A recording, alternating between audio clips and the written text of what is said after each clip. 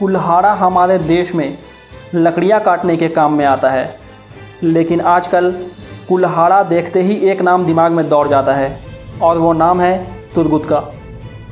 दिल्लीस Ertugrul के इस किरदार ने ना सिर्फ हिंदुस्तान और पाकिस्तान बल्कि दुनिया भर के लोगों को अपना दीवाना बना दिया है। तुर्गुत के कुल्हाड़ा चलाने के अंदाज ने सबको अपना फ़ैन बना लिया है।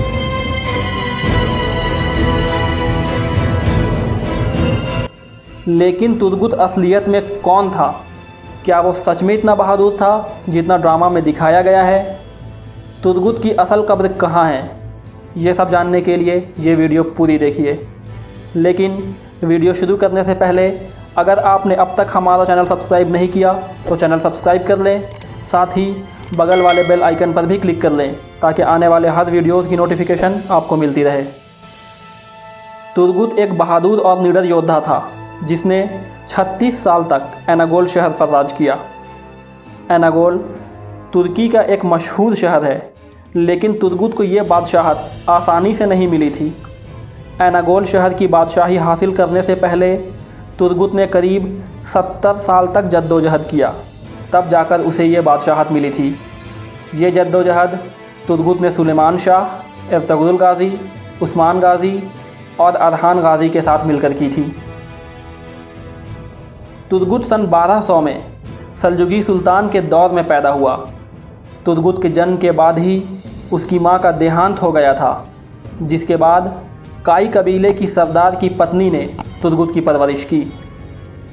तुर्गुत और इर्तुगरुल गाज़ी बचपन के दोस्त थे। दोनों एक साथ बड़े हुए और बाद में दोनों ने कई लड़ाइयाँ भी साथ में लड़ी। तुर्गुत ने जंगी महारत और तीरंदाजी सुलेमान शाह से सीखी, लेकिन तुर्गुत ने लड़ाई के लिए तलवार के बजाय कुल्हाड़े का इस्तेमाल किया। तुर्गुत के कुल्हाड़े आज भी तुर्की के तोपकापी म्यूज़ियम में मौजूद हैं। तुर्गुत एक महान योद्धा होने के साथ साथ एक बुद्धिमान इंसान भी था। यही वजह थी कि इर्तुगरुल गाज़ी के दौर में तुर्गुत इर्तुगरुल के वज़ीर यानी कि मंत्री के रूप में काम करता रहा। यहाँ तक कि इर्तुगरुल ने तुर्गुत को अपने सिपाहियों का सेनापति भी बना दिया। तुर्गुत अपने इस पद का कितना हकदार था, इसका अंदाज़ा इस बात से लगाया जा सकता है कि इर्तुगरुल गाज़ी से लेकर अरहान गाज़ी तक यानी कि 3 पीढ़ियों तक तुर्गुत सेनापति बना रहा। साल 1299 में उस्मान गाज़ी ने तुर्गुत को एनागोल शहर पर जीत हासिल करने के लिए भेजा और तुर्गुत ने अपनी बहादुरी से एनागोल पर जीत हासिल करते हुए वहां उस्मानी झंडा लहरा दिया। इसके बाद उस्मान गाज़ी ने तुर्गुत को एनागोल शहर की बादशाही दे दी, जिसके बाद तुर्गुत मौत तक एनागोल शहर का बादशाह बना रहा।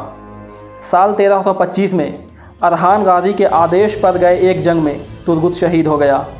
जब युद्ध में तुर्गुत की मौत हुई तो उसके हाथ में उसका ट्रेडमार्क यानी कि कुल्हाड़ा मौजूद था।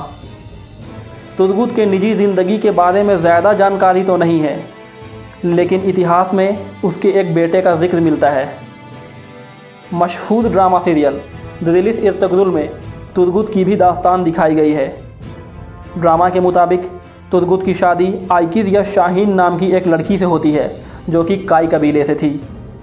सीरियल में दिखाया गया है कि मंगोलों के हमले के दौरान तुर्गुत की बीवी आइकिज़ की मौत हो जाती है, जिसके बाद तुर्गुत का मकसद सिर्फ इर्तुगरुल का साथ देना था। इर्तुगरुल ने तुर्गुत को सलीबियों के किले में जासूसी के लिए भेजा, लेकिन वहाँ वो पकड़ा गया। वहाँ पर सलीबियों ने तुर्गुत पर जुल्म के पहाड़ तोड़ दिए, लेकिन उसने हिम्मत नहीं हारी और आखिरकार तुर्गुत सलीबियों के चंगुल से निकल आया। जब इर्तुगरुल ने तुर्गुत को सेनापति बनाया तो तुर्गुत सिपाहियों के साथ साथ अन्य मामलों में भी इर्तुगरुल की मदद करने लगा। जैसा कि हमने आपको बताया, इर्तुगरुल के बाद उस्मान गाज़ी और उसके बाद अरहान गाज़ी के दौर में भी तुर्गुत ज़िंदा था, लेकिन कुतुस उस्मान में अब तक उसे नहीं दिखाया गया है। तुर्गुत से जुड़ी एक और दिलचस्प बात यह है कि एक ई-कॉमर्स वेबसाइट के मुताबिक उनके वेबसाइट में सबसे ज़्यादा बिकने वाली चीज़ तुर्गुत के कुल्हाड़े के जैसा बनाया गया एक कुल्हाड़ा है, जबकि इर्तुगरुल का तलवार दूसरे नंबर पर है।